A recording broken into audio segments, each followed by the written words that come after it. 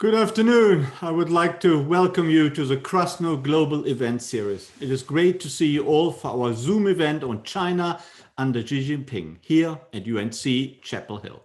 We have a very international audience today with people joining us from Australia, from Europe, the UK, and indeed a number of Asian countries. We have three distinguished guests today who I will introduce to you in a minute. I'm Klaus Larres, and I'm the Richard M. Krasno Distinguished Professor of History and International Affairs here at UNC-Chapel Hill. I've been organizing the Krasno Global Event series for the last 10 years already, and we are still going strong. Recently, tension with China has increased dramatically. At best, we can characterize US-China relations as a strained relationship. Some analysts even talk about a hostile and an antagonistic relationship. On Monday, at the G20 Summit in Bali, President Joe Biden and President Xi Jinping will meet in person for the first time during Biden's presidency. I'm sure they will talk about most of the contentious issues in Western relations with China, such as US-Chinese economic and trade relations, the current energy and food crisis, climate change, Taiwan and the South China Sea, North Korea, human rights and the situation in Xinjiang, and probably many other issues. Biden will also probably try to persuade Xi to put pressure on Russian President Putin to end the war in Ukraine by withdrawing from Ukrainian territory. Our Krasno event thus is most timely. We will talk about China under Xi Jinping. How will China's economy, foreign policy, and the rivalry and relationship with the United States and Europe develop in the next months and years to come? Our three distinguished guests will help us to understand what is going on in China today and what is going on in US-European-Chinese relations. It is a great pleasure to welcome Sarah Kutulakos to the Krasno Global Event series. Sarah is joining us from Toronto in Canada. Sarah is the Executive Director and Chief Operating Officer of the Canada-China Business Council. She has been with the Council since 2007 and has revitalized the Council's role as Canada's premier bilateral trade and investment organization for business relations with China. Prior to working for the Canada-China Business Council, she worked for Eastman Kodak, also including frequently on China-related issues. In the 1980s, Sarah lived and worked in Taiwan. Sarah has an MBA from the University of Rochester. I would also like to welcome Sitao to the Krasno event series. I'm pleased to say that Sitao has joined us as a speaker before. Sitao Xu is Chief Economist and a partner at Deloitte, China. While normally Sitao is based in Beijing, at present he is actually on his first trip abroad after the pandemic. And his first stop in the United States is actually Chapel Hill, before going on to some perhaps less relevant towns such as Washington, D.C. Right now, Sitao joins us from the Carolina Inn in Chapel Hill. At Deloitte, Sitao spearheads Deloitte's economic and industry research. And prior to Deloitte, he was the China director of the Economist group. He also worked for Standard & Poor's in Singapore, and he has had many other senior positions as an economist. He has degrees from Peking University, but also from the University of Connecticut and from Boston College. And last, but certainly not least, I would like to welcome Kaiser Kuo to the Krasno event series. Kaiser is based in Chapel Hill, and he is, of course, one of our resident China experts who needs little introduction to most of our viewers today. Kaiser is editor-at-large of the China Project, one of the country's leading organizations, which gives us much insight into what is happening in China.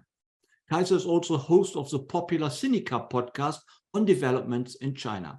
And it is actually very easy to subscribe to Kaiser's popular podcast. Kaiser used to be a leading member of the heavy metal rock band Tang Dynasty, and then also of the band Spring and Autumn. You can find his musical exploits on YouTube. And on YouTube, you can also find the famous YouTube channel of the Krasno Global Event series.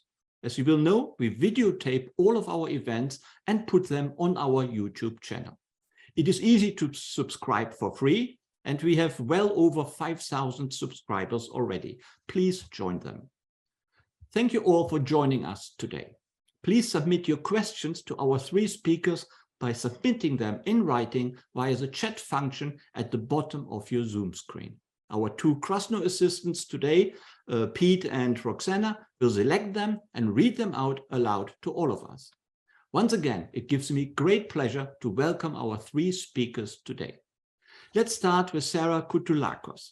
Sarah, could you give us an idea, what is the economic situation in China today, and how do Western countries view the current economic relationship and the trade relationship with China? And what do you think will Joe Biden complain about when he meets with Xi Jinping on Monday?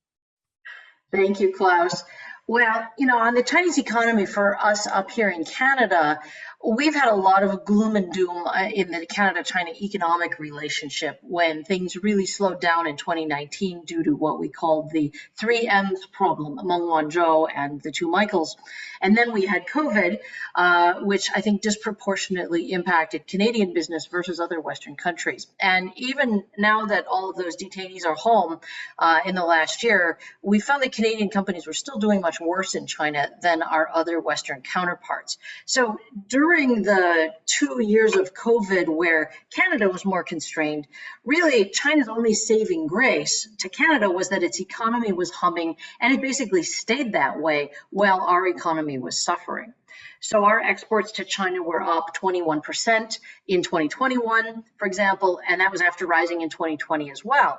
The 2022 COVID lockdowns, though, in China have really put a dent in that, with most of our exports down year to date. Unfortunately, what's up is coal, which isn't necessarily good. So everybody up here is asking, will China's economy pick back up again? So we've been, of course, spending time looking at this and talking about it. And key analysts that I follow are perhaps not as bearish as I would expect, summarizing that in the first half, China's economy was performing below potential, but not really in crisis mode. The zero COVID policies really impacted most tertiary industries, all of which were sitting below their pre-COVID levels. So things like services related to leasing, real estate, accommodations, and catering were suffering large double-digit losses. Damage seemed to have been focused on smaller sectors, and that tertiary industry portion of the economy was about 53% of GDP. The other roughly half, primary and secondary industries, were performing fairly well, manufacturing, mining, and utilities among them.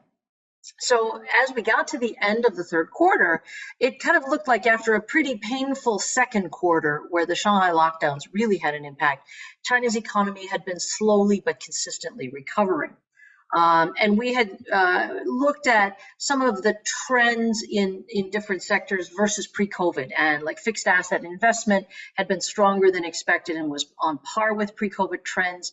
Retail sales growth was heavily impacted by the second quarter lockdowns, but was improving in Q3. Industrial production remained significantly below its pre-COVID trend, but had been incrementally improving in quarter three. And then net export growth had been really quite high over the past 2 years and had kind of settled out with momentum waning. So then after the third quarter results came out on October 24th, my friend Mark Kruger at Sitao Global highlighted to me that the growth came in at about 3.9% year over year. That was slightly higher than the 3.7% that Itai's chief economist survey was predicting. But really just looking at, kind of poor year-on-year growth obscured just how rapid the quarter growth was over the previous quarters. And returning to trend 3 quarters following a COVID-induced decline would really mirror the experience of the Chinese economy in 2020, when you saw GDP fall sharply in Q1, recovered strongly in Q2, and then was kind of back on trend by Q3. So the question is, what happens in Q4 and beyond? And well, the GDP could return to trend next quarter. There are likely significant changes in the composition of that aggregate demand, particularly to what we were seeing pre-COVID, where consumption and investment have shrunk considerably. There's been slow income growth that has weighed heavily on consumption, plus just the ongoing lockdowns.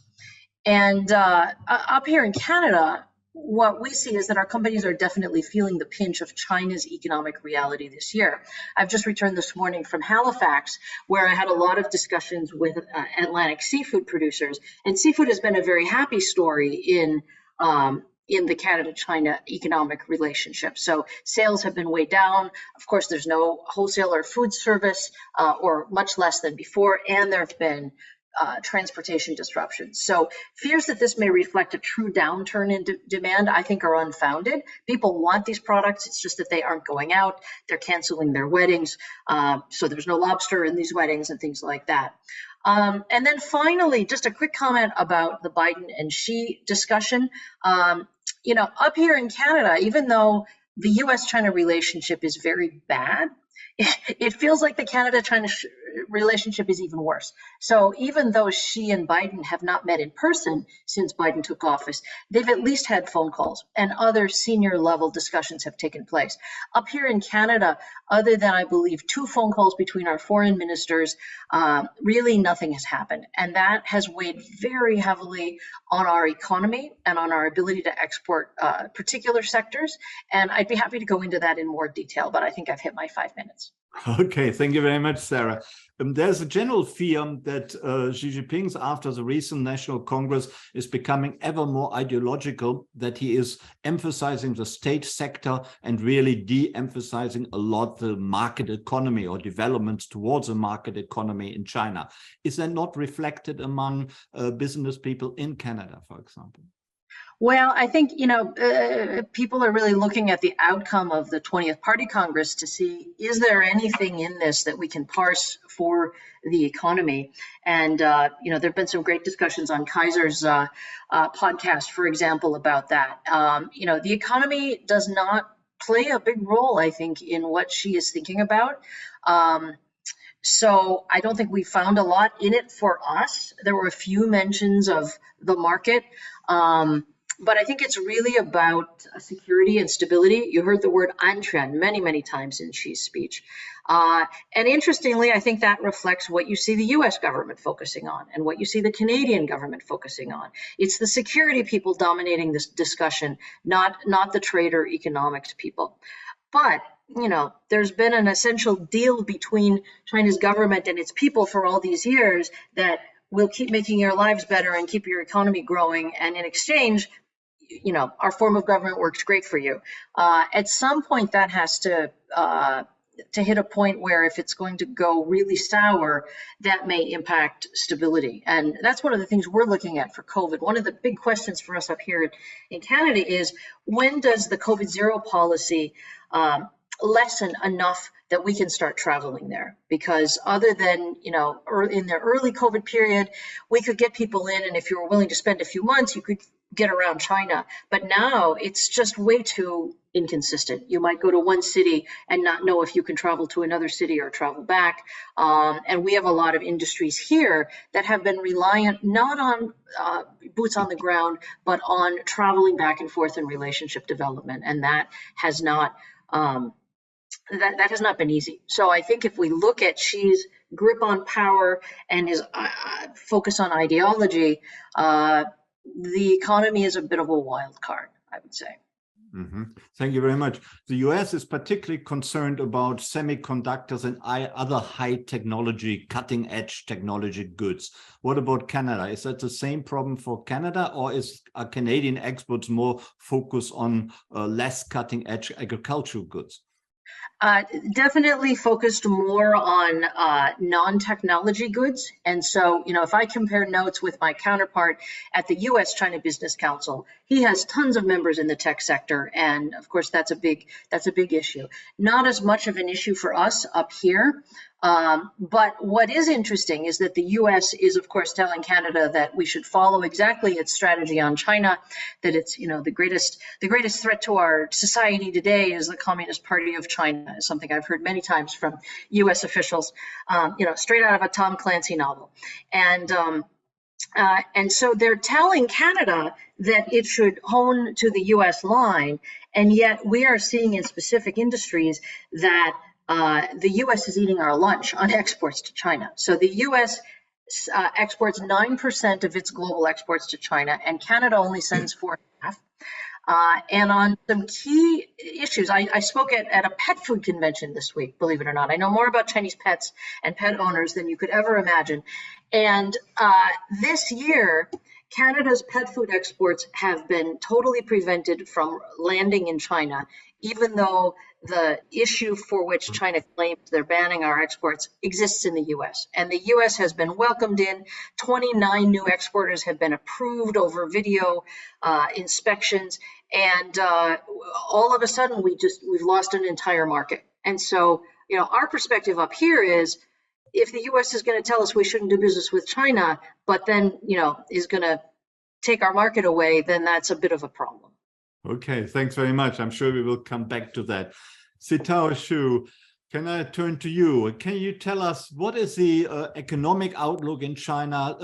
What does it look like from China, from a Chinese perspective?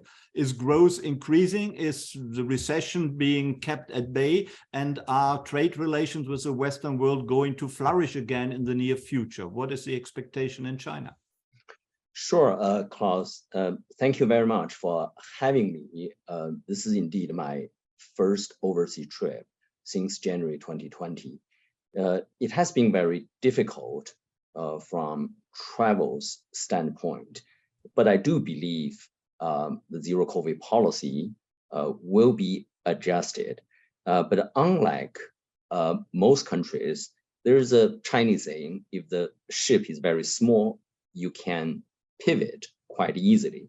But China is a big vessel, so any changes will be incremental.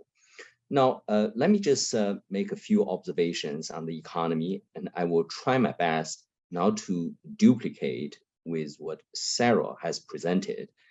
First of all, I agree with her. The economy is slowly recovering. Second quarter was the 12th. Third quarter was a pleasant surprise. I think the fourth quarter will be marginally better. So the whole year, I'm looking at 3.2 to 3.5%.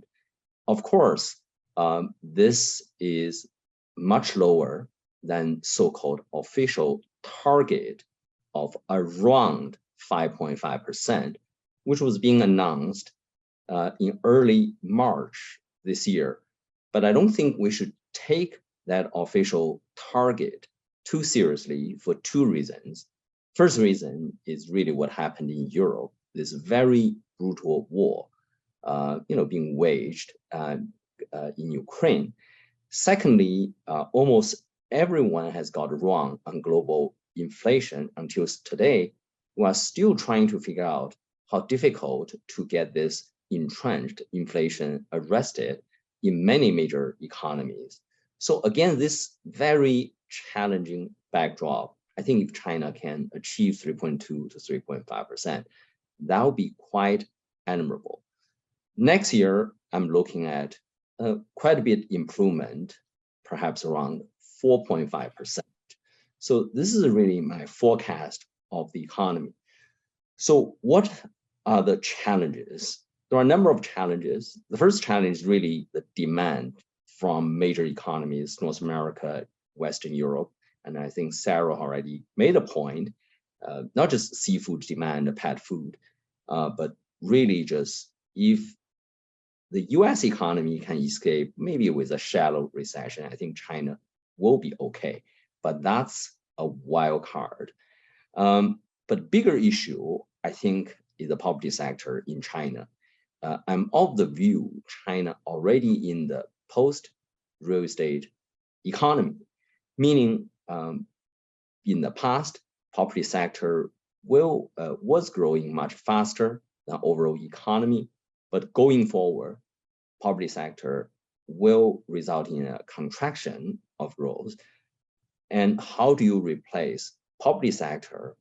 Of course, you can talk about new energy, you can talk about the green economy, you can talk about the tech sector and the 5G, so on and so forth. But all this, in my opinion, just cannot fill the gap left by property sector simply because it's so huge. Now, unlike some of these doom views, I don't think property sector in China will present a systemic risk. But there are certain similarities between China today and Japan yesterday in terms of consumer psyche. If policy responses are not strong enough to stabilize the property sector, and consumers may become more cautious. And in fact, consumers may stay away from property development, not from the state-owned sector. I think that would be very unfortunate. Now, on trade, China has been trying to deepen the relationship with neighboring countries, mainly Southeast Asia. So depending on the year, and ASEAN countries actually are roughly as big as European Union in terms of trading partner.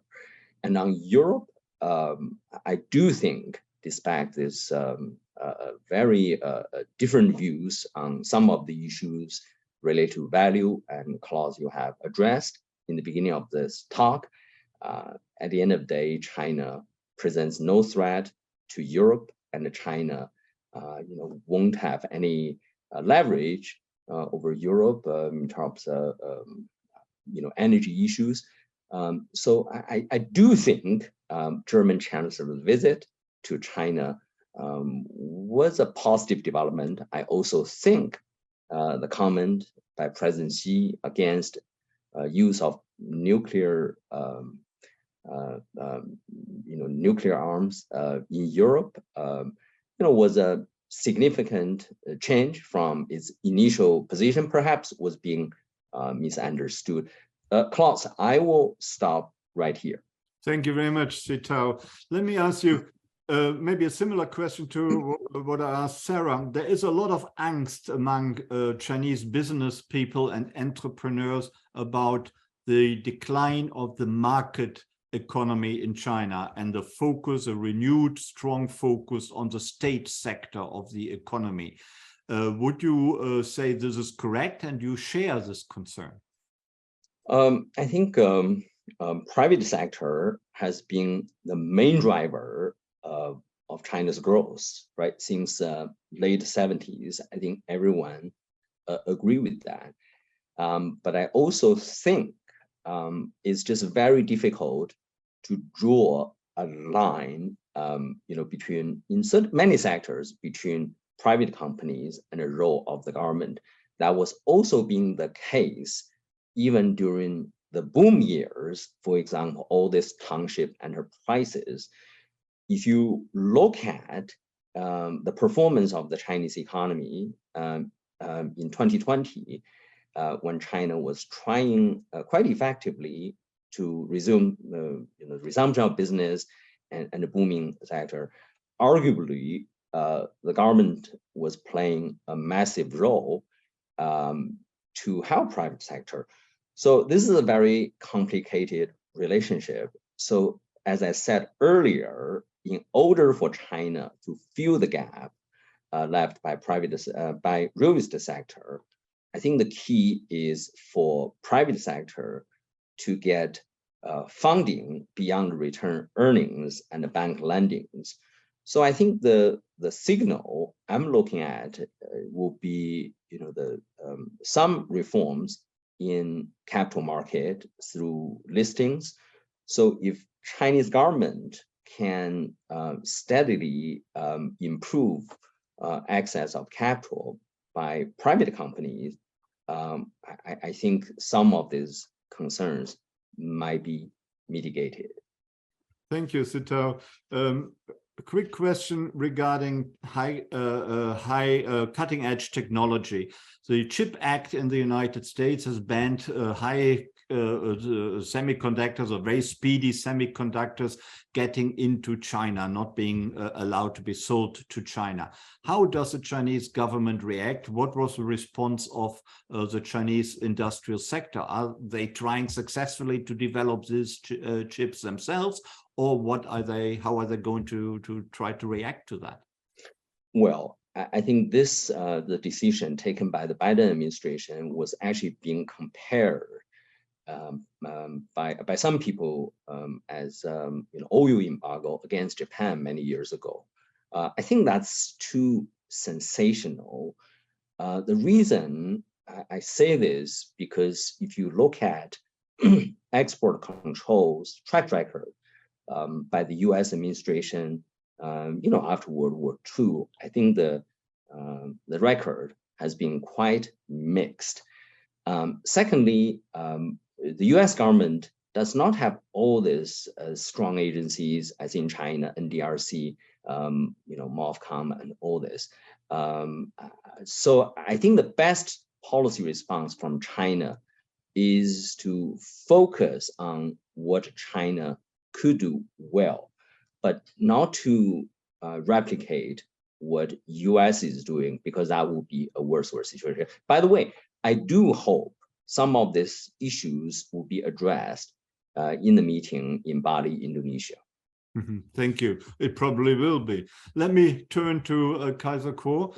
Kaiser, can you enlighten us about the geopolitical situation in which these economic discussions and the trade discussions and the semiconductor issues are taking place? Because lately, Chinese, American, European relations have not been too good at all, to put it mildly. They've actually been declining ever since Nancy Pelosi's visit to Taiwan, I would say. They've been dramatically declining. Or what is your view?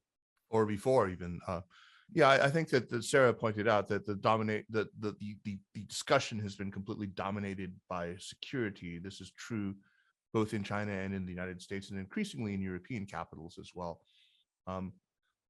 One very, very brilliant analyst, Jude Blanchett at CSIS, noted, and I think he's absolutely correct, that you can sort of read the 20th Party Congress report by Xi Jinping in dialogue with the national security strategy that was published in October by the National Security Council, that these two hit very, very similar themes. Both of them are sort of working along this sort of dyad between development economic concerns and national security concerns, and sort of weighting national security concerns more heavily than has been the case in the past. I think we're all looking at Bali now with a lot of very high hopes and expectations, but this itself, I think, is indicative of a very deep pathology right now that we have between these two countries. The fact that we've freighted these leader meetings, these summits taking place on the sidelines of G20 and other things like that, or these meetings between, say, Yang Jiechi and Jake Sullivan, or the way that we've done this right now, this shows how really the ordinary, the more quotidian diplomacy that needs to be done at so many other levels has completely evaporated. We cannot expect the multiplicity of problems that we face in the bilateral relationship to be worked out just in a few hours of meetings between people at the very highest level. During the Bush administration, we had the strategic economic dialogue. During the Obama administration, we had this security and economic dialogue. These were meetings that took place involving hundreds of individuals on each side across long periods of time and throughout multiple years.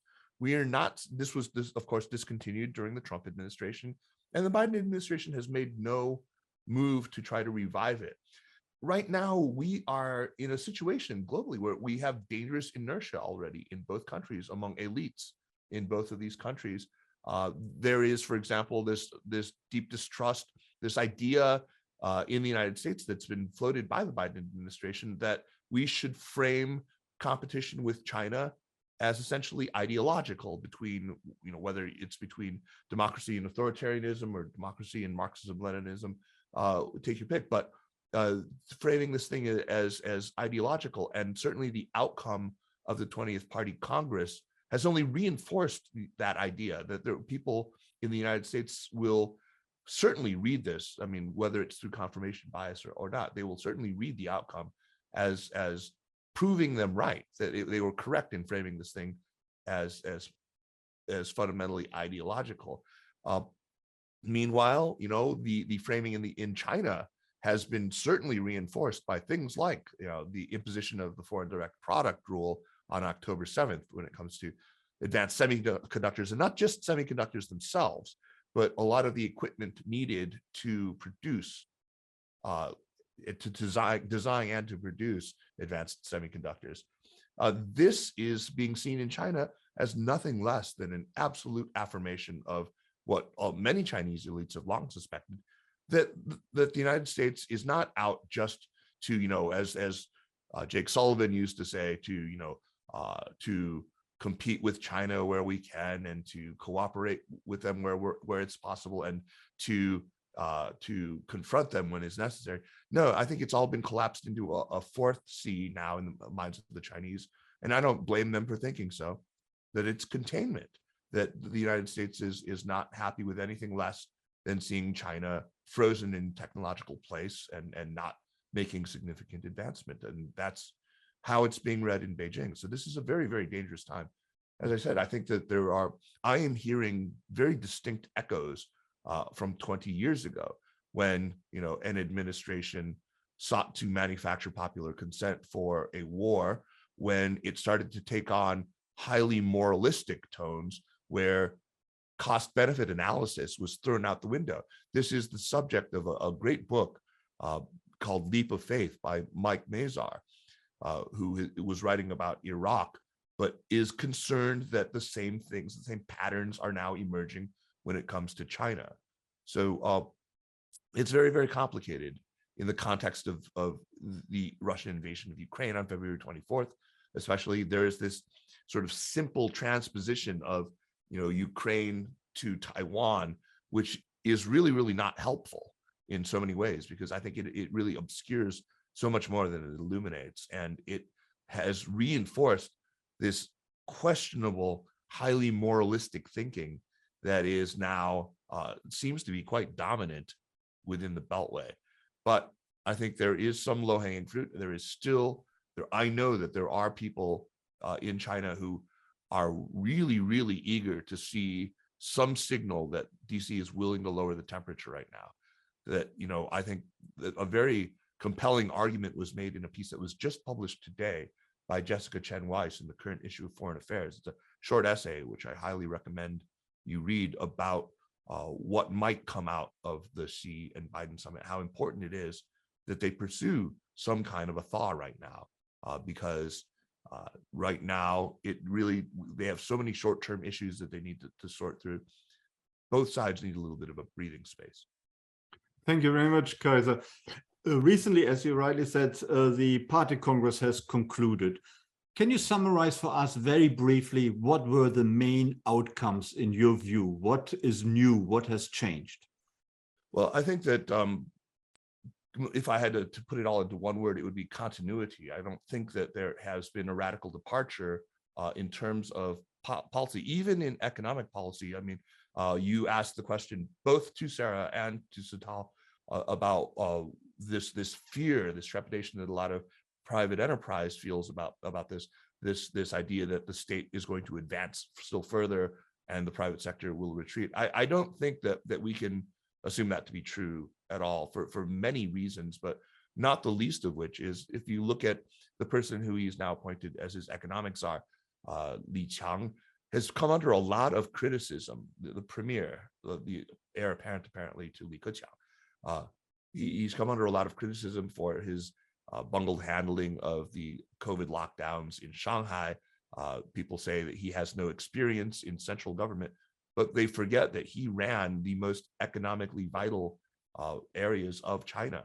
And from so many people I've talked to now, the impression of him in the business communities of Shanghai, of Zhejiang, and of Jiangsu is that he is a market liberalizer, that he is pro-business, that he is pro-private enterprise. And there is, I think, less reason to worry about him than we think. I think, maybe it's too optimistic to think so, but yes, Xi Jinping did staff his new Politburo Standing Committee with a lot of people who are cronies of his, who are people who he's worked with for a long time. There are two schools of thought on this. Some people would say, well, that means he's not going to hear the truth. They're all a bunch of yes men. They're all going to only tell him what he wants to hear. But other people suggest that being around people who he trusts and who feel sort of, because of their personal connection to him, more at liberty to speak truth, he might actually get a clearer picture that the quality of decision-making will not necessarily erode. I really hope that that's the case. I don't know how to come down, but he's also promoted an awful lot of hard technocrats, by which I mean people who actually have their training and their on-the-job experience working on projects like the Mars rover. These are literal rocket scientists, graduates of Beijing, what used to be called the Beijing University of Aeronautics and Astronautics. I think that there is reason to believe that, yes, they're very, very serious about expanding China's R&D capabilities and closing the technology gap. They feel a real fire lit to their posteriors right now on that because of the foreign direct product rule, these export bans on advanced chips and chip making equipment. So yeah, I think it's wrong. I think if you do a word count, as some people have done, yes, you will see a big jump in the number of times that words like security are mentioned, but you also see no diminution in the number of times that development is mentioned. I think that that's the wrong way to look at it too. What's more important are certain key phrases, like, for example, this phrase, which has been there since the third plenum of the 19th Party Congress or the 18th Party Congress, which said, that development, that market forces will be determinative in economic development. That is still there. So I think, I know this is a very long answer to a short question, but this is my takeaway, that it is not as dire as most people think. However, I think that it will be read in the most negative possible way inside the Beltway, which is very, very unfortunate. Thanks, Kaiser. But what happened to Hu Jintao? Can you shed light on that episode? Because everyone is puzzled. Does it show Xi has become a dictator who throws his predecessor out of the room, or does it have a more innocent answer? Yeah, the short answer is I don't know. And people decided what they saw within 5 minutes, and nobody changed their minds even after much more evidence was produced. It turned out to be a Rorschach test where everyone was just sort of proving that confirmation bias is a real thing in the world. Everyone decided sort of on basically the strength of their own emotional commitments. What do you think happened? So we don't know. I don't know. I think that it's sort of foolish to go to. I don't want to die on that hill. It's just impossible to know. But there are perfectly innocent explanations. I mean, he does appear to be quite doddering. He was futzing around with this red folder when everyone else's was lying down. It's sort of like the kid in the SAT who opens his folder before everyone else is supposed to, before the proctor says that you can. And then he was sort of, shown out. He is old. He has had significant cognitive decline. We're all aware of that. And I don't think that it jives with the way that Xi Jinping usually does things. He is very deliberate. He's very calculated. He has not gone in for this sort of public embarrassment of people before. There's no need to. I mean, the proof was already in the pudding, in the composition of the Central Committee, in the composition of the Politburo and of the Standing Committee. Thank you. Do we know where Hu Jintao is now? He's right. He's been on TV many, many, many times since. He's not been purged. I mean, that's the other thing, is like, if they purged him, they did a pretty shabby job of it. All right, thank you very much. Sarah, you mentioned already that the export competition between the United States and Canada regarding China. And recently, as Sitao referred to, German Chancellor Scholz went to China and seemed to do his own thing. And there was a lot of criticism, particularly in the United States, about it, and even within the White House, I understand. So is the transatlantic unity, which we see kind of almost in a miraculous way regarding Russia and the Ukraine war, is that transatlantic unity falling apart regarding China, or perhaps it never was? How would you see that? I don't think the unity has been there in the way that the U.S. would like it to be, and I agree that Kaiser put it well, that it appears that the U.S. wants to contain China, and it wants the rest of its friends to be in step with it. And we hear inklings of this in speeches made of late by many of our ministers, where they talk about we want to. It's a friendshoring perspective. We want to do business with democracies, not with authoritarian regimes. And it's the same kind of thing you hear from the Americans. I sometimes smile at the irony of that, in that it's okay to do business with every other country in the Indo-Pacific, because an Indo-Pacific strategy is good. China's bad, the rest of the Indo-Pacific is good. So, is like Vietnam the good communist country and China's the bad communist country. Each one of those countries has all of its own issues. I was talking to somebody that says, I can't even sell to India. I am required to pay bribes to India, and I will violate the Foreign Corrupt Practices Act. I can't do it. Each country has its own issues. But I think that different countries are taking different perspectives on, okay, we agree that our values differ from China. I think everybody in the West will say what's happening in Xinjiang is bad and is wrong. The Chinese side may never agree, but if you don't get in the head of your enemy, if you want to consider it an enemy, if you don't get in their head and understand where they're coming from, then how can you figure out how to compete against them? And we up here in Canada have a particularly good base on which to have a conversation with China about things like Xinjiang or Tibet. We have a very big Indigenous issue, and although it appears, often in the press, it appears that it's in the past and we are pursuing a policy of reconciliation. I'm at the moment hosting a delegation of Indigenous business executives, and it floors me how much these issues are a part of their everyday lives. I have them introduce themselves, and they'll say, I'm an entrepreneur, and my parents were both products of residential schools, and I was caught up in the 60s scoop, and I grew up in 10 or 14 foster homes. And despite that, they've gotten through this. And so this is all in very recent memory. Or they'll say, I have an entrepreneur that's creating a product to support missing and murdered Indigenous women. And they both have lost aunts to this problem in recent years. And so why can't we say to China, we think what's going on in Xinjiang is bad because we're facing this very similar issue. And let's talk about it. Let's talk about why you don't agree with us. But we're not having those conversations. And it's all ideological. And I think we're seeing increasingly that people just want to be in their own echo chambers and they don't even want to hear the other side's perspective. What about the transatlantic unity? Do you think it's falling apart, or there is a transatlantic unity towards China, or not at all? I mean, I think there's that direction, but I think, as you see from Olaf Scholz's trip, each country is going to do what it needs to benefit itself. And I was watching very closely the criticism of that business delegation. And I think in the end, it went off better than I would have expected. I don't think that there's long-lasting criticism of it. And I suspect that there will be many countries in which, as soon as you can get in without a quarantine, not the current reduced, 5+3, but a true travel to China, I think you're going to see many countries go in there with groups like Olaf Scholz did. Okay. It's significant, if I can add to that, about the Europe question.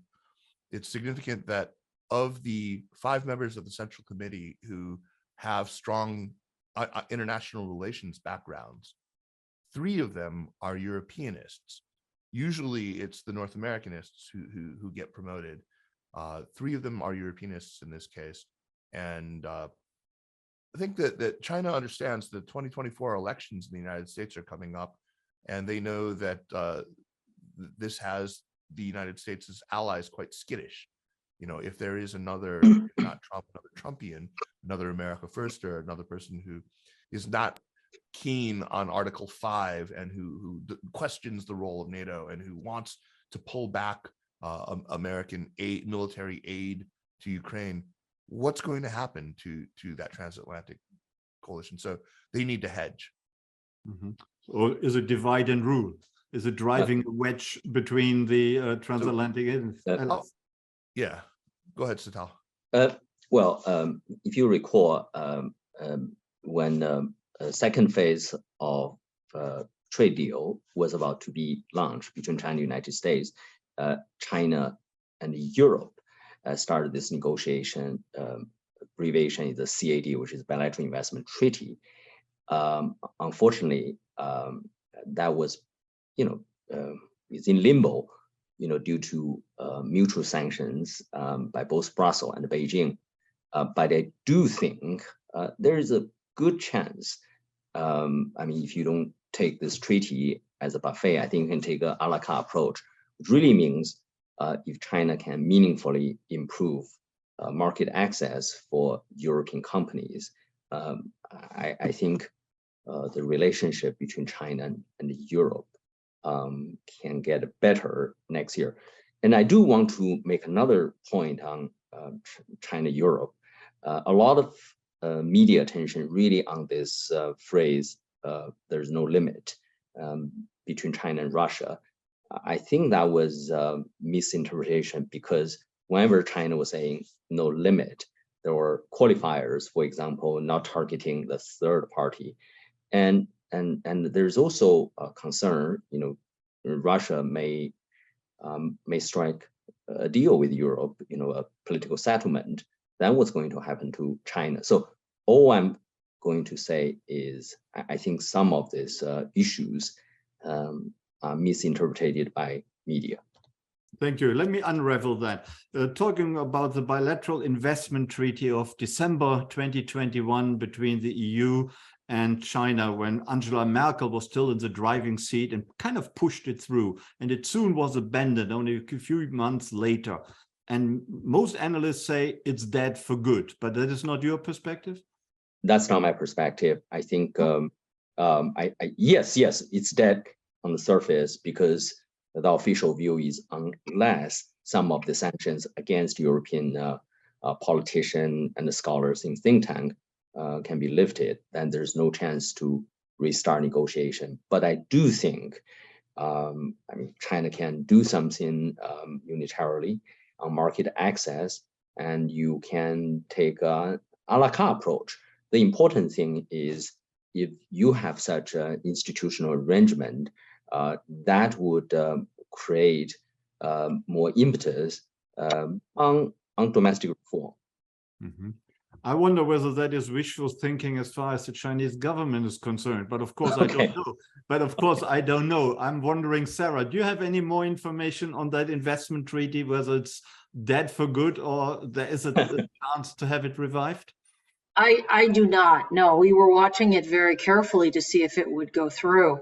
But I think one thing I take away from Sitao's comment is, with European countries hoping for better market access, in some ways, this lack of Western countries working together just allows China to use a tool that to punish or to reward countries as it wishes. That's the problem we're having with pet food right now, right?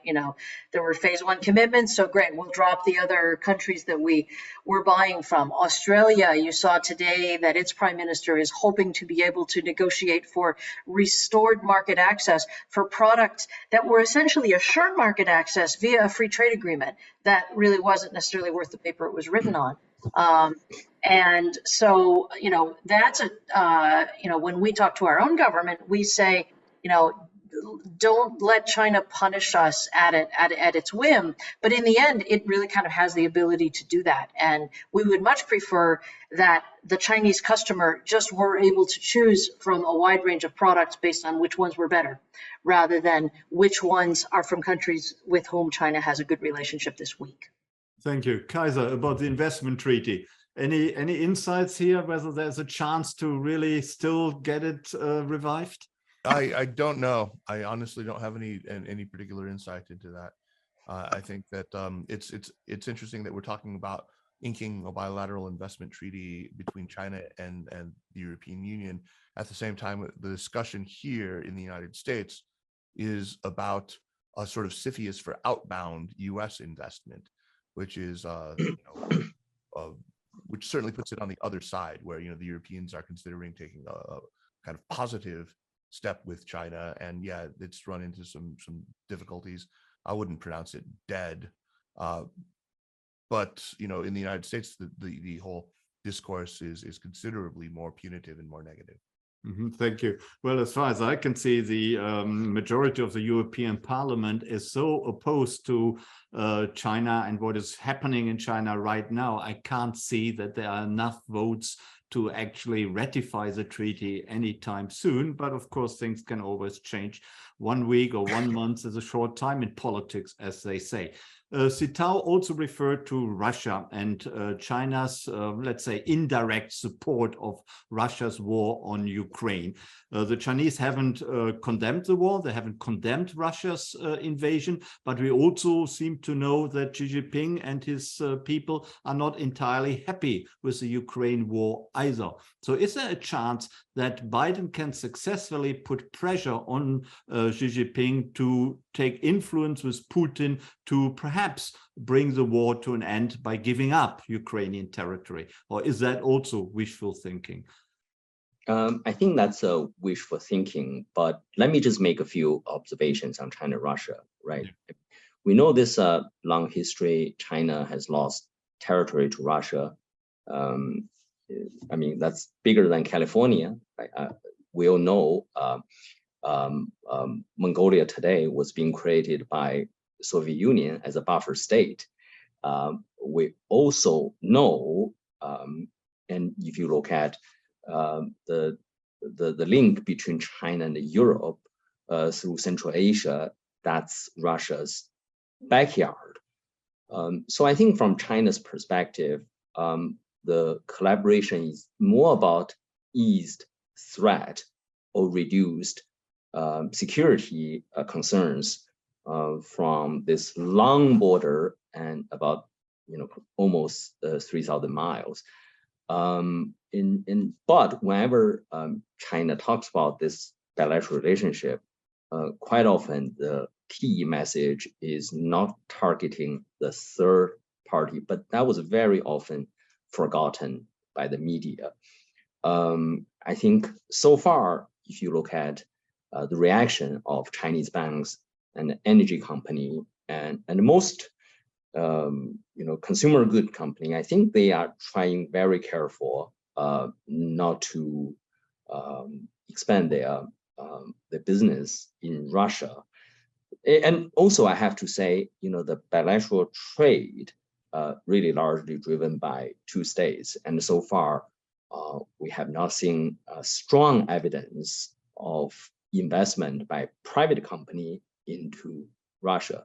So clearly, a bilateral relationship has been the best since the 90s. But I really don't want to say this is an ally, and it's not alliance. So that's the most important thing. And on condemnation, a lot of countries, India, basically doing the same. So that's my answer. Yeah, thank you. But China seems to be benefiting from the cheap oil the Russians are putting on the market. They are selling their oil under price. So there are some benefits for China for that close relationship with Russia. So I think this is a comment by Indian politicians, right? So do you really want to buy a more expensive oil if there's a cheaper oil available? So I think on international trade, I don't think that's a violation of sanctions. It's just normal trade. Thank you. Kaiser, how do you see that Xi's influence on Putin to do something about the Ukrainian war? Is that realistic? And can Biden push him into that direction?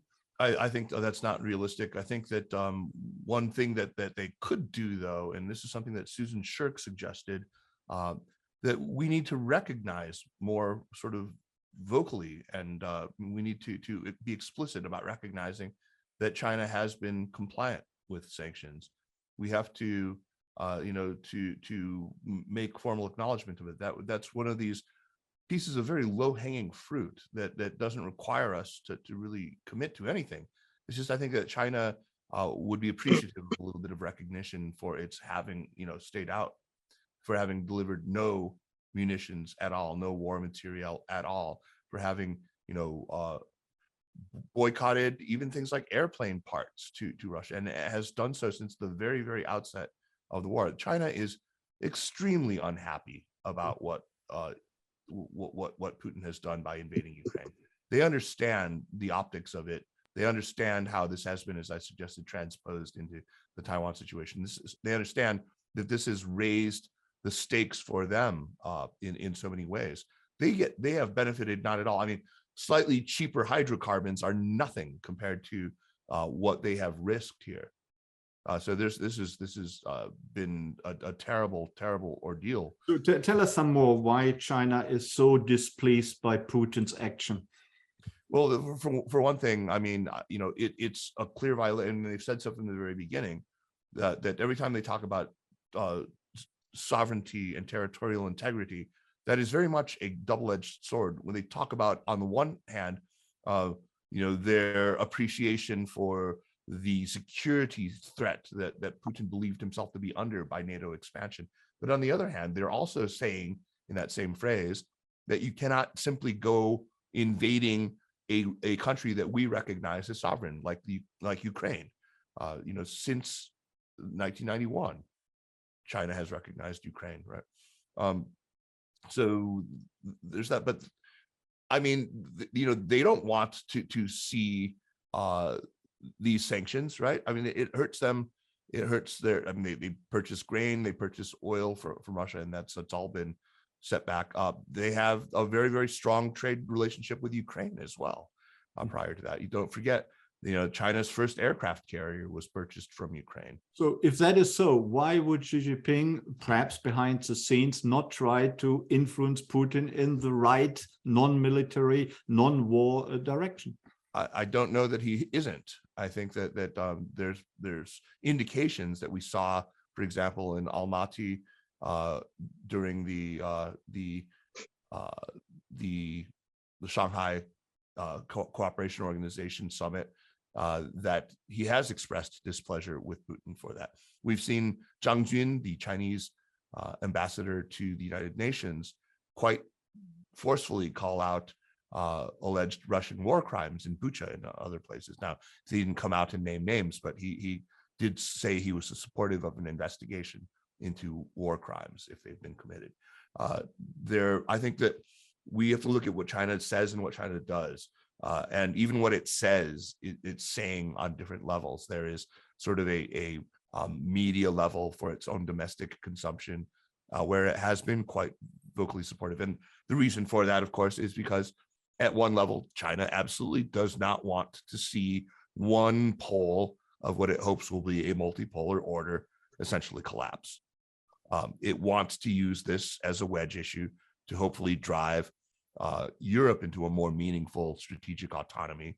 It does derive some strategic benefit from this having happened.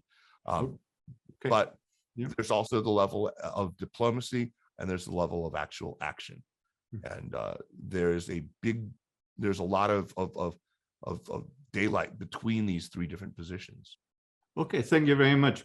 Apart from market access and cutting-edge technology, which has always divided China and the United States and the other Western countries, or were always bones of contention, recently it's above all Taiwan, which has become really even more dangerous than it always was to some extent. However, the status quo of non-independence, non-recognition seemed to have worked between the 1970s and really recently. So why has that status quo, or why is that status quo not holding, and what can be done to go back to it if that is possible at all? Sarah, how do you see that? And yeah.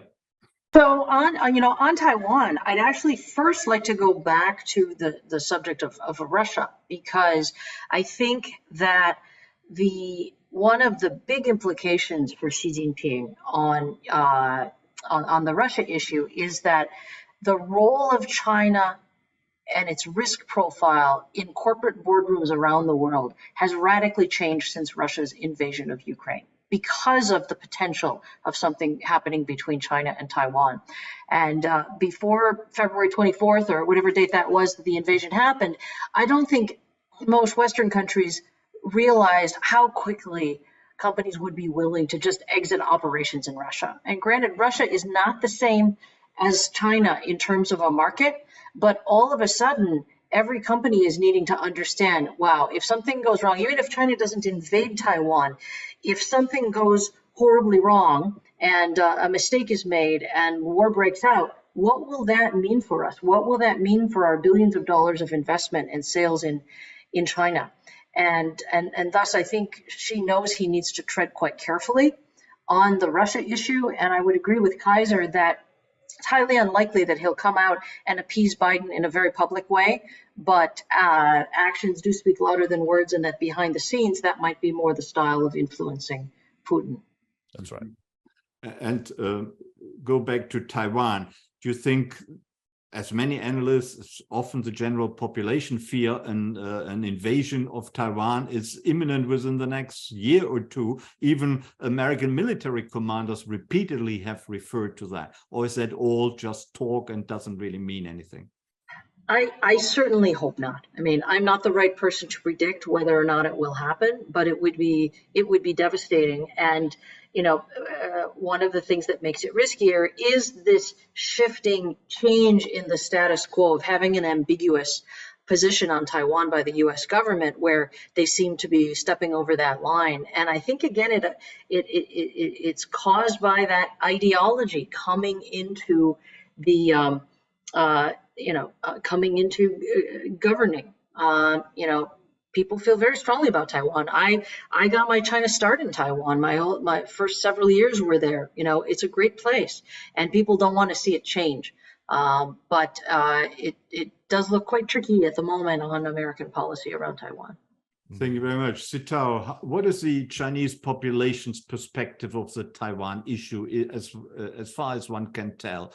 Is there, is that nationalism, which of course has been around in China for quite some time, as it has in the United States, is that really becoming stronger? And is the fear of a Taiwan invasion becoming stronger or not? I think nationalism is running high everywhere. Yeah. I think Sarah uses term echo chamber. I think echo chamber also exists everywhere. But the good news is, I think after the midterm election in the United States, the impact of some of this domestic politics might be subsiding. And so if Beijing and Washington can really create so-called guard rail, I mean, really just, create red lines, and maybe the situation will be stable. But on national mode, and I would say, overwhelmingly majority of people in mainland China, they want unification. So just imagine, if China today has, so-called Westminster type of democratic system, maybe the risk across Taiwan Strait would have been greater. I don't know whether people have thought about that, but that's a separate issue. But I think in the end, I still think the goal of mainland China is to persuade Taipei to negotiate on its own terms, right? I still think that's a main objective. But of course, as Sarah said, this issue won't go away in major boardrooms. I can see that. Mm-hmm. And do you think there are lessons to be drawn, or the lessons the Chinese leadership, the Chinese people may draw from the Ukraine war regarding Taiwan? I think Ukraine war has surprised many people. For example, the decision taken by a country like Sweden and Finland, right? I mean, that surprised a lot of people. So from that, yeah. So from that perspective, I think the unity or solidarity has surprised a lot of people. But I think people also know Russia has so much resources. It's very rich in terms of endowment, whether energy or raw material, agricultural. China needs international trade, right? So China, if trade is being affected, the standard living in China will come down significantly. Mm-hmm. Thank you. I was also thinking of the Russian army, which seems to have disappointed Putin, disappointed the Russian people, by obviously being much less strong than anyone thought it would be. So that surprises militarily, no one had expected were coming. And I wonder whether the Chinese leadership will also have second thoughts about their own military performance in a war. I mean, Klaus, this is a very unfair question because no one knows. But Klaus, I think this is a very difficult situation. And to paraphrase a very informed European in your part of the world, I mean, really, no matter, I mean, at the end of the day, it's impossible for Ukraine to win, and it's possible for Russia to lose. I mean, it's still very lopsided just in terms of the military power. So I hope there will be a political settlement. Meanwhile, this is just a great tragedy. That, I think, is not the view in Kiev. I don't think it's the view in Washington either. Okay. And we have to see, that I think is more the view from Moscow, but we'll see, Kaiser, what do you think about the Taiwan issue and the lessons which were perhaps taken by the Chinese leadership militarily, and of course also that sanctions were imposed, which were actually imposed in a fairly unilateral way, which were quite surprising, and they have stuck so far. Are these lessons the Chinese leadership would take on board? Absolutely, especially when it comes to sanctions. I think that nobody, I mean, on the eve of February 24th, I think the idea that sanctions would have any significant bite was dismissed out of hand. I think that when Xi Jinping looked at Putin's hand, he stood over his shoulder and looked at the cards that Putin had in his hand. He believed that the West was simply bluffing, that they would inevitably have to fall. They already had cards on the table that said, we will not put boots on the ground. We will not, get directly involved. And all they could wave was what he thought were impotent sanctions. This turned out absolutely not to be the case. After the first weekend of the war, after the invasion, I think it was very clear that they were willing to really pursue a much more robust sanctions regime that included things like the SWIFT ban.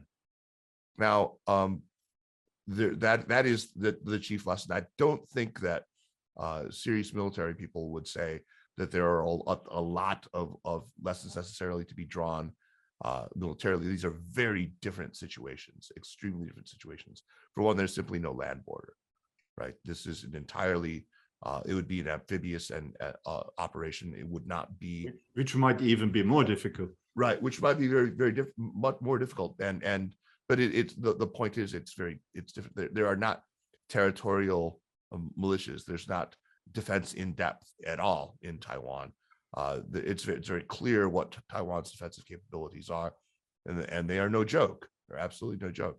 Xi Jinping, I think, is quite sure that there's a high chance of him coming out of any encounter like that with a very bloody or broken nose. And so I think that's actually right now he's deterred. Also, I mean, I think there is no doubt in any war planner in China's mind that the United States would involve itself in any kind of a situation like that. So I think that's I think what people need to do right now is to read a piece written on the Carnegie Endowment's site, Carnegie Endowment for International Peace, by an ex-director of national intelligence named John Culver.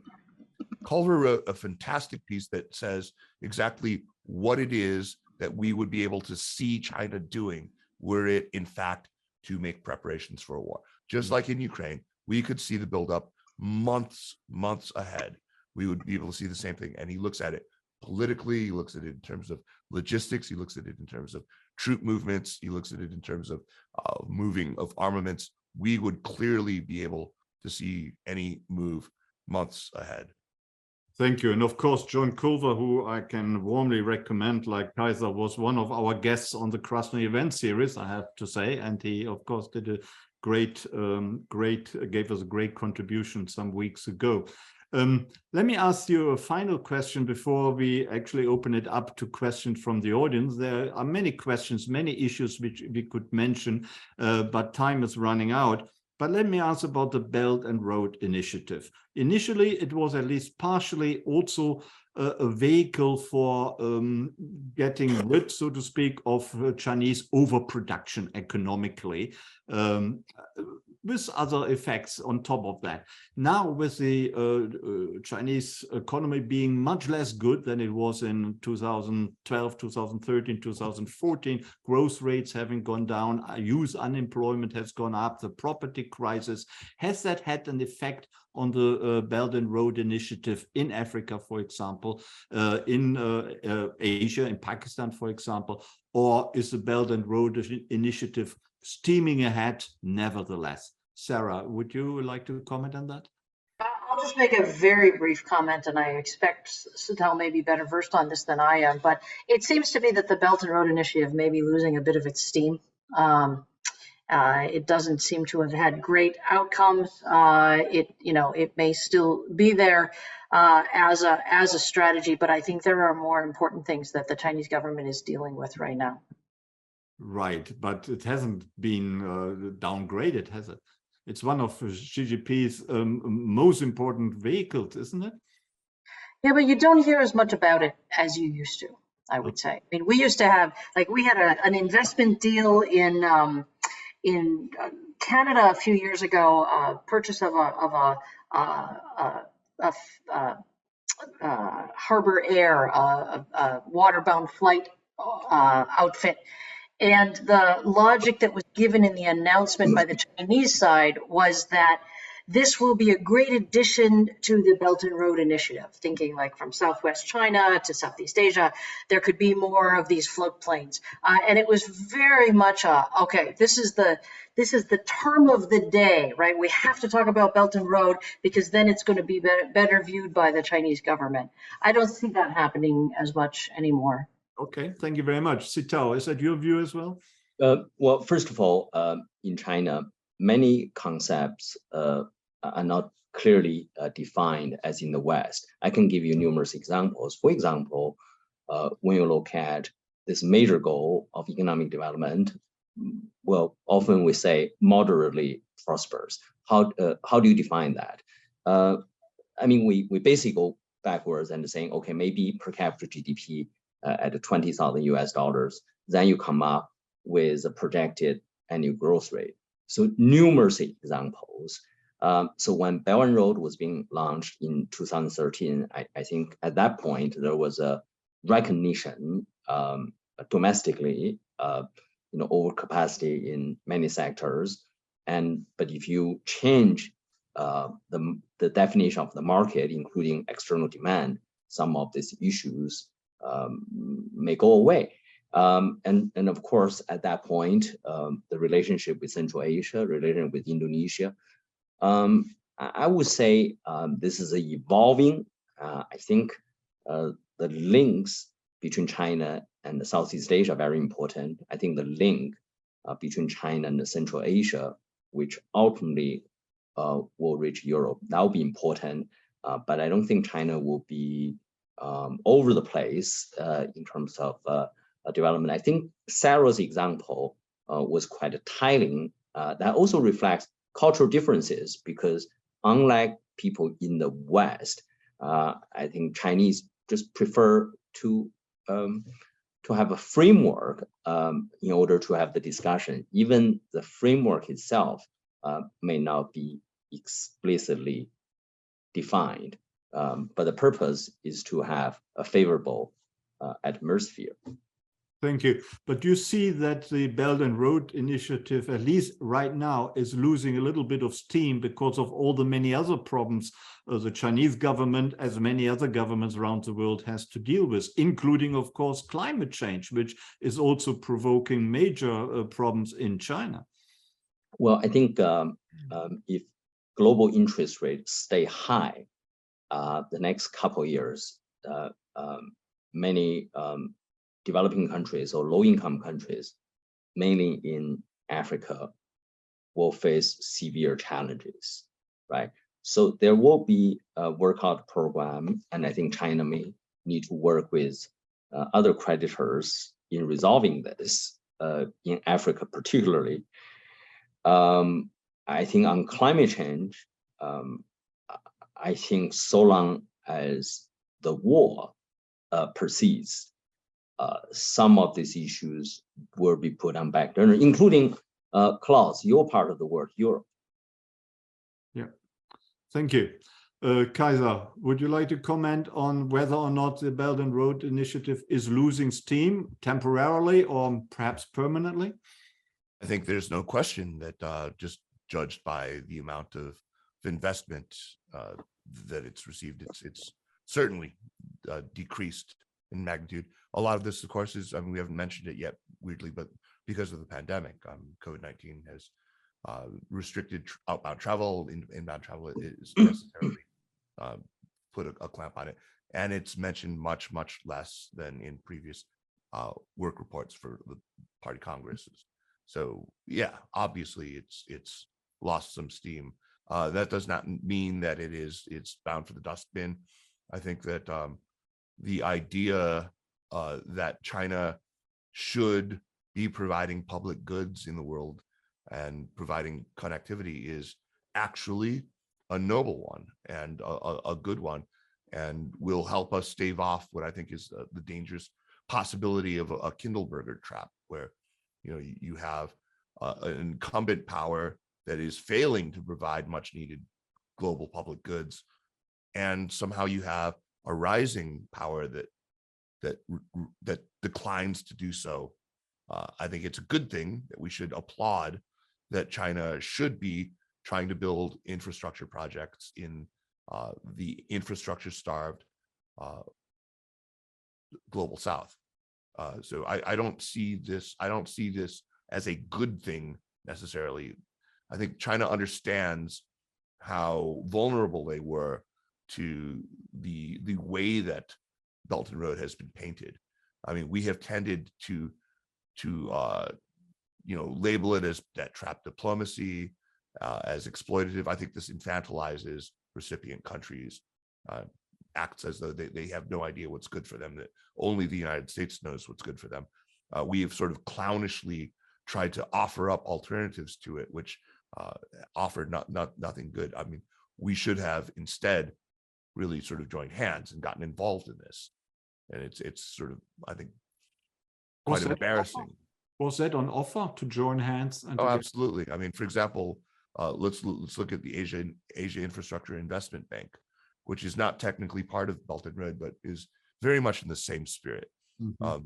When the Obama administration caught wind of this and knew that China was approaching other Western allies, especially asking them to be founding members of the bank, the Obama administration tried to tell them, no, don't do this. You don't want to get involved in this.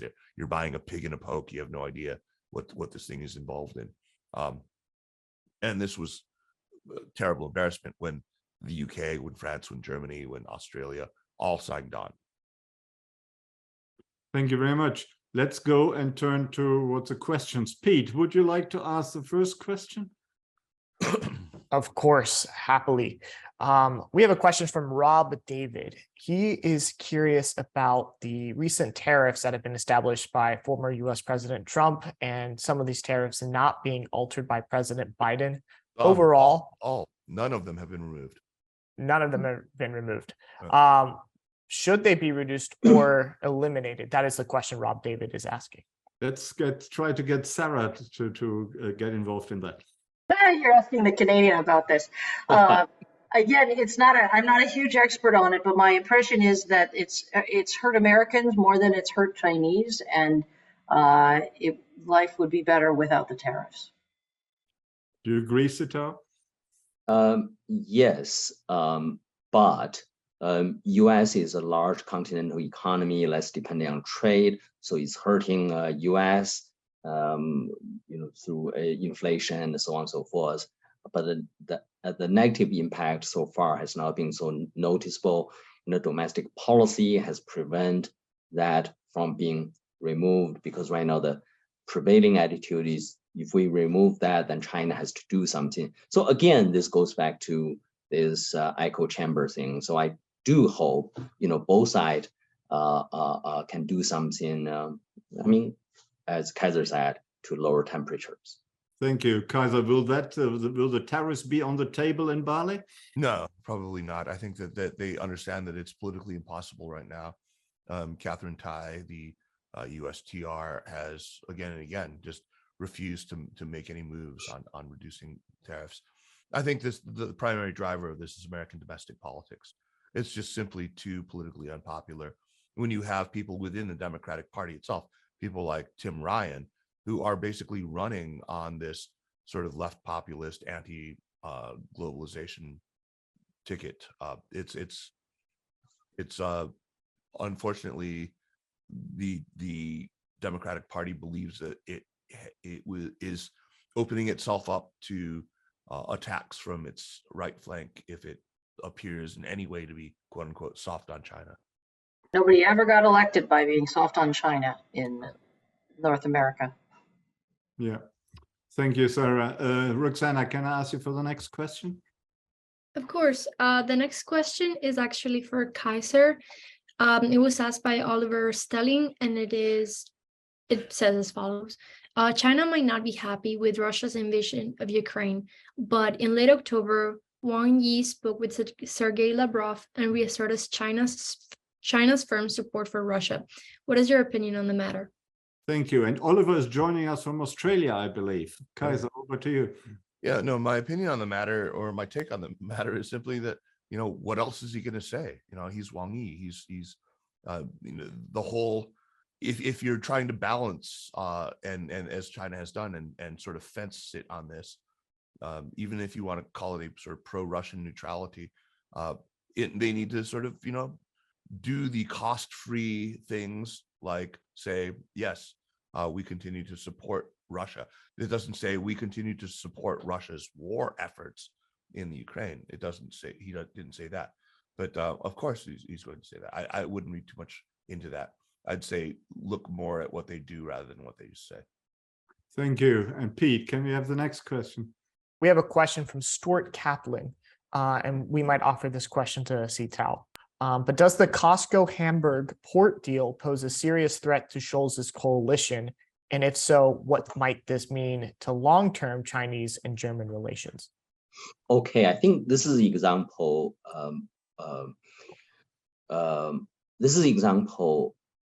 People just link Chinese companies to the government because they feel the boundary between the government and companies becoming very blurred. So I'm sure there will be reactions domestically in Germany, but at the end of the day, I still think it's a positive development in terms of bilateral relationship. By the way, there's a similar case in Port Darwin in Australia. Again, I think that's an example. The issue of so-called national security was being blown out of proportion. Yeah, thank you. And I think one can say that the German government will not, or the existence of the German government will not be endangered by that unpopular deal. Scholz entered into a compromise. He went down with a percentage. Costco would be involved in the terminal of the Hamburg harbor from 33 to 25%. And that seems to have pacified everyone kind of reluctantly, but the government is not in danger. If that happened again and again and again, then that might be a problem. And at the moment, people may know that the German government is actually blocking a semiconductor deal with China, where China wants to take over a semiconductor producing company, and that has been blocked by the German government so far. So, and I think that is regarded as much more important than what is happening regarding the terminal of the Hamburg harbor. But of course, things can develop in very surprising ways. We never know for sure. Let's go for the next question, please, Roxana. The next question was asked by Jonathan Tay, and is the unwillingness of many African countries to come out and condemn the war in Ukraine related to their close economic ties with China under the Belt and Road, and to a lesser extent Russia, or is it more generally related to animosity towards Western powers? Thank you. Kaiser, do you want to try that? Yeah, well, the answer is yes. I mean, it is obviously, partially both. I think that from the point of view of a lot of African capitals, a vote in the UN to condemn Russia for its invasion of Ukraine is tantamount to a vote in favor of restoration of a monopolar sort of, American hegemony with Europe firmly under its protective wing. And that's something that they don't like. I think that we need to understand that the forces of anti-imperialism and anti-colonialism still run quite deep in a lot of these parts of the world. And while there may be an awful lot of sympathy for what Ukraine has endured, there are long histories with Russia and with the Soviet Union that we can't simply write off. I think India is another excellent example of how problematic this is. I mean, a lot of these countries, by the way, rely entirely, they're incredibly dependent on not just Ukrainian, but also Russian grain exports. Thank you. I just see a very simple, but also at the same time very complex question by Brian Keelev. He is wondering, what should US trade policy actually be? Sarah, do you have an answer? Simple question. I mean, I think every country needs to have a trade policy that works in its best interests. And if we kind of come back to the theme of this discussion overall on the economy, if you look at the consequences of some of what is happening, so the polarization of needing to have two systems because semiconductor chips can't be shared, or two different internets, people feeling that they need to be, doing business only with countries similar to theirs. It's going to create inefficiencies in the system that ultimately create costs overall globally, and it sort of takes backwards the trend of globalization as helping make everybody better off. Mm-hmm. Sitao, you want to answer that too? Okay. So I think for big countries, clearly they tend to take the view bilateral trade arrangement is more efficient. So we have seen numerous examples from Trump administration and being carried throughout the Biden administration. But I do hope when they perhaps both China and the United States can join CPTPP, or perhaps if they are not ready initially, maybe as observers first few years. Can you explain briefly to us and our audience what is CCPT? Oh, CPTPP. Okay. So to make a long story short, initially a few small countries started this initiative. Then United States got quite interested. That has changed the dynamics, and because US has got the biggest domestic market, but then due to domestic politics and US got cold feet, and the Trump administration withdrew from TPP, and that was being renamed as a CPTPP and championed by country like Sarah's country, Canada. What does it stand for? What does Word the why you abbreviation have the stand for? progressive word. I know it's a very mouthful. It is very mouthful. So I leave that to Sarah. You want to briefly explain to us what the difference is between the predecessor organization and the new one? Well, the major difference is US is not there, Right. But a few emerging markets like Malaysia, Vietnam are there, and you see a lot of overlap between the other regional trade agreement championed by China called RCEP. Again, that's less mouthful. R stands for regional. But clearly, CPTPP emphasize on service sector, so it's more difficult. So I hope both United States can be there, and at some point, but they are not ready yet. That's why they said maybe they can join as observers initially. Kaiser, do you think it's likely that the United States will join anytime soon? No, I know that. That's why I said observer.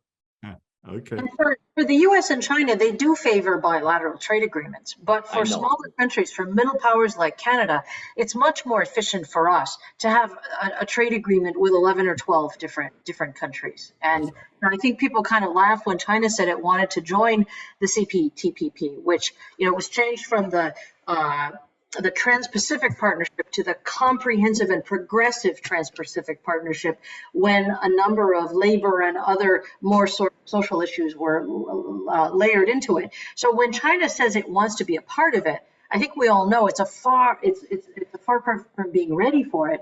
But again, it gives you a framework on which to have discussions about some of these policies on which countries may be in very different places. Thank you. Sarah, let me just briefly ask you, the two Michaels were imprisoned in China for a prolonged period of time. They were released a few months ago, but it burdened Canadian-Chinese relations significantly. Is that still the case, or has that been overcome? It is still the case. Canada-China relations are frozen in a block of ice, and as I like to describe it, as soon as the Michaels came home, we froze that block to an even lower temperature. And I think both the Canadian government and the Canadian people felt much more comfortable saying what happened was wrong, and we will never forgive. And it's an interesting cultural difference between China and Canada. And I often do training for our members on this. And on one of the attributes, it talks about China being very practical, adjusting to a situation as needed. And so as soon as the two Michaels came home, and for China, Madam Meng went back, the Chinese government basically said, great, that's solved. What's next? The Canadian government has not gotten there. And it's why the only bilateral engagement that has happened since September of 2019, when they came home, was that shortly after our October election, Melanie Joly called her counterpart, Wang Yi. They had a phone call. I think they've had one more, and that's it. No prime ministers, no ministers have talked to each other. And interestingly, back on those, taking trade actions on the whim of the Chinese government, 2 to 3 days after that phone call, our very, very large canola problem got resolved. And, there's nothing written down to tell me that was a factor, but it feels to me like it was. And that's why we keep saying, call up your counterpart. You can spend an hour yelling at them and telling them why you don't like what they're doing. But when you have that conversation, things keep moving. Good. So I'm sure Joe Biden is listening, and that is the reason why he's going to meet Xi Jinping in Bali. Thank you, Sarah. Can we have the next question, Pete, please? Yes, of course. We've kind of talked about sanctions a little bit during the discussion, but we have a question from Yu Chang, and he's curious what are the specific effects of economic sanctions on China, and what are those effects? What do they look like? And maybe we offer this question to Sarah, and let's loop in Kaiser as well. Can I punt it to Kaiser? Because I don't have a strong answer to this question. Yeah, well, sure. I mean, first of all, let's be a little more precise in our terminology. There are limited numbers of actual sanctions right now. There are general product export controls that are in place. These are not the same thing as sanctions. So we should be clear. I think that the questioner Yu Zhang means is these export controls, entity listing of Chinese companies, and then of course things like the Uyghur Forced Labor Protection Act, right? These are a lot of these have had a quite significant impact.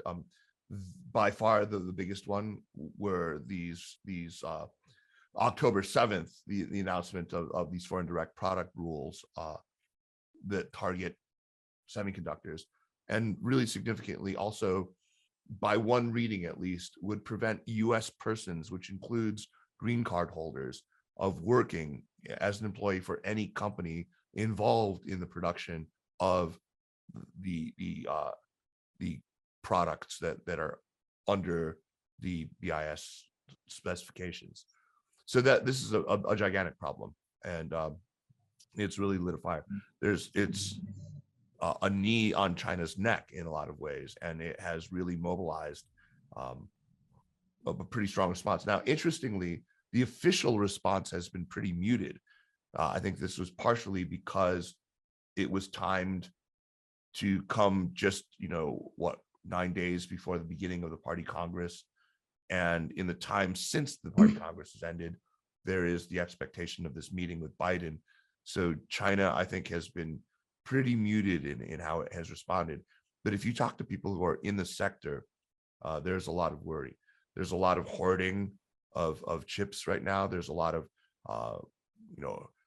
exploration of ways to circumvent these new rules. Now, there were a lot of other things. There are a lot of companies that have been placed on entity lists, a lot of them because of their involvement in surveillance technology that's been deployed in Xinjiang.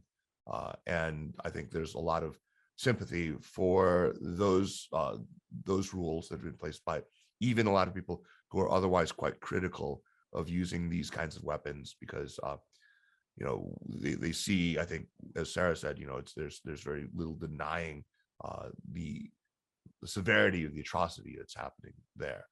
And so companies that are involved in providing, for example, high definition cameras used in facial recognition technology, specific chips that are used in, for companies like Hikvision and others that are in Megvii, that are used in these sorts of applications. But this has actually had very little economic impact on China. There are ways around these things. They continue to surveil, they continue to do, all sorts of intrusive biometric gathering in those populations. Thanks, Kaiser. And the cotton industry has also found ways. That's right, the cotton industry. And also the vehicle industry. I think a German vehicle producer is active in Xinjiang, and they have found ways around it and continuing to produce. Anyway, Roxana, can we have the next question? Yes, so we have talked about China's relationships to the African countries in the past, and the next question kind of goes back to the topic. It was asked by Brian Kilev, and it says that many African countries owe large amounts of money to China and seem unable to repay these loans. What is the likely outcome? Wow, that's a big question again. Sitao, do you want to try that? Sure. I think for China, clearly, debt crisis of emerging market is something very new, because when Japan was confronting that, Japan was already a very rich country, but China is not yet. So I think this is going to be a learning experience for China. I think China need to work with Paris Club and dealing with this. But I wouldn't say this is a debt trap, because many of these countries became, physically imprudent when interest rates were low. But another point I want to make is related to Belt and Road. I think we all just need to accept the world as it is, not as we want it to be, because China's development model does project a lot of appeals to some developed countries. Thank you. Anyone else who would like to come in here? Then we move on to the next question, Pete. Yeah, I mean, maybe just quickly, the answer is restructuring or forgiveness. I don't think that we're going to see China seize any assets, if that's what you're getting at. Cool. We have a question from Oswaldo de Rivero, and he is curious about China's CO2 emissions. Particularly, he's curious if it's possible that we're going to see China address the issue of carbon emissions and maybe drastically reduce those emissions in the near future. Sarah, do you want to try? Well, there's a stated policy for it, right? Max out by 2030, net zero by 2060, I believe, is the goal. And while, there may have been some hiccups this year that caused China to perhaps use more coal than it was planning to, I think the environment and its fingerprints are all over the 5-year plan. And that's also seen, cooperation in that area is one of the items on which countries like Canada and the US, I think, can stomach a relationship with China, because making progress on it, whether in the US or Canada or in China, is beneficial to everyone. Thank you. And Roxanne, let me just say, we have a few questions left, but we're also running out of time. So I would suggest we give it another few minutes, and then we unfortunately have to come to an end for tonight. Roxana, would you like to ask the next question? Of course. The next question was asked by Yu Chang, and is that some say that U.S. support to Ukraine demonstrates portions of how the U.S. will support Taiwan if CCP decides to use military force on Taiwan. In terms of containment, how do you see it impact an international security order? Like we've really answered that before. We've all talked about that. Maybe Yu Chang wasn't present when we did, but yeah, thank you. Yeah. And then, Pete, can we go to the next question? Sure. Here's the final question of the evening. Do you think that a combination of factors such as Xi Jinping's growing focus on ideology, one-man rule, and China's economic slowdown will make China more conflict-prone? Kaiser. no, I mean, so more conflict prone than the United States is, or more conflict prone than it has been before? Because when was the last time that China fought a war? That was in 1979, 1980. So more conflict prone than that. I mean, that's a pretty low bar. So it's possible, but it's also possible that having arrogated all of the power to himself, he has also managed to amass all of the responsibility and monopolize that as well. So I think that there's an equally sound argument to be made that one-man rule will make him actually, will be a curb on any kind of adventurism, that it will dissuade him from trying anything risky where his legacy might be tarnished, or he might, get a bloody nose. So I think that we can't know the answer to that question. I think that to assume that that would be the case is too ideological of a reading for my taste. We could also say no risks, no gain. So the higher the risk, the more the prospects to go down in history as a really true great man from his point of view. Wouldn't that be also a way he could think?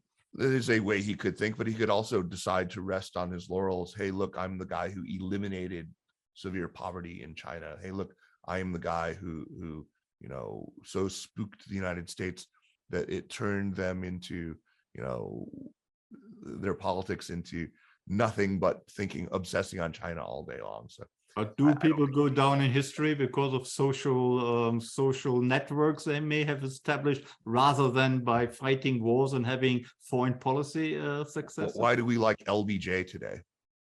Do we like him Not- because of Vietnam? Not or do we because like of him? Vietnam. Yeah. Right, or because of the Great Society? So you're hopeful. I am. Okay, Sarah, are you hopeful too? I would side more with Kaiser on that. I think China is not looking outward for conflict, other than potentially Taiwan, because it sees it as a part of itself. But that in so many aspects of what China is doing today, everything is just folding inward on itself. The COVID-0 policy and the continuation of that means China wants to become more dependent on itself and less interactive with the world. I don't think that signals a desire to drive more conflict. Okay, and Sitao, let's hope you're right. Sitao, what do you think? So maybe just a couple words on COVID policy, right? And first of all, majority of people in China still for this policy. And secondly, I think in China there's a cultural bias, against the vaccination and so on, and older people behave more like this, and also Chinese have a very bias against the so-called unnatural death. So all this have resulted in today's policy, but I do think the policy will be calibrated. So perhaps someone like Sarah, can bear with maybe 3+3 in 1 month's time. I don't know. Maybe Klaus, you can deal with 0+3 as today in Hong Kong. Thank you very much, Sitao. Before we finish the evening tonight, which I found most interesting, very stimulating, with very different and very interesting perspectives. But can I ask you a final question to speculate on the future of US-China relations, whether the tension will simply increase and increase and increase, or whether it may even stabilize or even become better again? Can we be optimistic or should we be pessimistic? Also then, of course, throw an eye at what Putin did in Russia. And of course, Putin also wants to have a successful legacy, but his legacy apparently was to conquer other territories. Will that put off Xi Jinping, or will it be an incentive for Xi Jinping to embark on whatever adventures he may or may not have in mind? Who would like to try to tackle this very comprehensive question, which we could discuss for the next 2 hours, I believe? Maybe we start with Sarah. Yeah. I would say that, I think Xi Jinping finished his 20th Party Congress speech with a quote about rough seas and high winds. And I think geopolitically and from a US-China perspective, it's likely to remain rough. But I think we've answered the question about whether or not Xi will try to pull a Putin. And I don't think that he would be motivated to do what Putin is doing, because I think the economic consequences of it are very severe for China. And he realizes that. Yeah, I mean, all those risk-averse companies talking about China in their boardrooms, from what we've observed, if they're there, they're trying to kind of preserve what they've got. If they're not there, very few are trying to do new investment in China. And yet the Chinese government comes to us and says, we welcome your investment. We want to help companies, but it gets a lot less palatable to make those investments if you have a risk of your assets being expropriated or sanctions by a Western government preventing you from continuing to operate. And is the communication between these Western companies and the Chinese authorities so good and so clear that both sides understand that? I think so. I mean, I think the bigger communication is is what's happening between Western companies and Western countries and their companies, and the attempts by countries to direct the business activities of their companies, like the potential U.S. regulations around investing outside of the U.S. into China, or the recent Canadian decisions to disallow 3 Chinese minority investments in TSX-listed companies. It's hard to make a case for being a public stock market when you can't tell an investor that even though his assets have nothing to do with Canada, he can't choose a bidder from China, if that makes the most sense for their shareholders. Okay, thank you very much indeed. Kaiser, can you try to tackle this big question? Yeah, so Brian Cleef suggests that what I said about Xi's arrogation of power possibly being a curb on adventurism, how do I reconcile that with what Putin has done? I think one of the most pernicious ideas right now in American discourse on geopolitics is this elision of China and Russia, how we talk about them in one phrase, China and Russia. This is dangerous and inaccurate, like terribly, terribly inaccurate. And the idea that all strongmen behave as, and let's look at Putin. What did he do? When he came into power in 1999, the first thing that he did was went into Chechnya. Right away, he has been consistently an adventurist. He has gone in 2008 during the Beijing Olympics, remember, he invaded Georgia. And then 2014, what has China done? What has Xi done to suggest that he is that same level of aggression in him? I don't think that you can make a case for it. It's just simply not. Thank you. And tell us about your hopes and expectations for US-China relations. Are you an optimist or a pessimist here? I think it would be very, very hard to pull any optimism out of what I've been seeing happening. I think that I despair right now. We are in some very, very dark times. I hear that steady drumbeat that's so reminiscent of what we heard in 2002 and early 2003. I think that there is sort of a terrible, unconscious sort of preparation that we are making mentally to have some kind of an awful, and let's not undersell this is a cataclysmic confrontation with China. We can avoid this.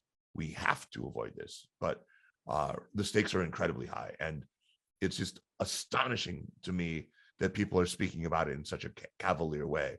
A very good friend of mine, Jude Blanchette at CSIS, told me that just down the hall from him there are what he called grown-ass men sitting there rolling Dungeons and Dragons dice over, sandboxes and taking little toy ships going pew, pew, pew, boom, boom, wargaming these things. This is just maniacal. I mean, this is Dr. Strangelove. I'm really, really worried. Are you expecting war with China if we continue on the current? If we continue on this current path, the current path is toward war. We need to get off of this path. I think there's every reason to do so. How can we get off this path? So I mean, it really takes a change in mentality. I think that we need to win the argument in the American public. We need to change the way that the media is talking about this. I don't want to wait until bodies start coming home before we actually start regretting it. We didn't stop it in 2002, 2003, even though we knew full well that there was no reason to pursue regime change. And China is not Iraq. I have to push you further. Is it that easy? Of course it's not, but is it not almost impossible to change mentalities? It's difficult. That doesn't mean I'm going to stop trying, though. I mean, it's extraordinarily difficult. But I mean, we need to understand, we think of China right now in this country as some kind of existential threat. The existential threat that I see is not from China. It's from the mentality that says we must pursue antagonism with China. Thank you, Kaiser. Sitao, how do you see that? Well, first of all, I feel the pain from Kaiser, almost very vivid manner. Well, given what he has said, I have to be more optimistic. I think at the end of the day, for big countries, and I think direct conflict in general, unlikely, right? So proxy wars, I don't know. But in the end, China is not Russia. If current tensions persist, actually standard living of both countries will fall. That's in no one's interest. But of course, changes need to be made. I think Sarah made a good point. Quite often in the West, the argument of security is being abused, right? Not everything has to do with the security, just like that port in Germany, a port in Australia. So let's see what's going to happen in Bali, Indonesia. Yeah, thank you very much. I mean, it is a little bizarre, to be honest, that the fate of the world or the future of Chinese-American relations seem to depend on the meeting of two aging men in Bali. Let's hope this is not the case, and there are other factors which will, of course, be more constructive and more optimistic in the further development of relations between the US and China, and of course, Europe and China. I think we have had a very interesting, enlightening discussion, sobering at times, but also there was a little bit of optimism here or there. I would like to thank very much Sitao Xu for joining us from the Carolina Inn in Chapel Hill today. Then Sarah Kutulakos, I always get your name wrong, Sarah Kutulakos from Toronto in Canada, and Kaiser Kuo, also from Chapel Hill. It's a great pleasure to have you here. I would like to thank our audience for staying with us to the bitter end, almost 2 hours. So I'm impressed myself. And I would like to add to that there is one final Krasno event this semester, and that is Ambassador Winston Lord, who of course was an assistant to Henry Kissinger when the opening to China in 1972, in the 1970s and the 1980s was conducted.